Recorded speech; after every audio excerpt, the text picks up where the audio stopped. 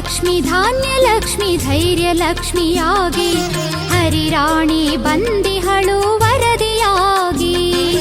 Varalakshmi Dhanalakshmi ಗಜಲಕ್ಷ್ಮಿಯಾಗಿ Vidyalakshmi ಬಂದಿಹಳು ಭಾಗ್ಯವಾಗಿ ಅಷ್ಟಲಕ್ಷ್ಮಿಯಾಗಿ. ಶುಭಕಾರಿಣಿ ಶುಭಕಾರಿಣಿ Hariya Priya Bhamini. ಸಿರಿವಾಹಿನಿ ಸಿರಿವಾಹಿನಿ Bhakta ಮನರಂಜನಿ.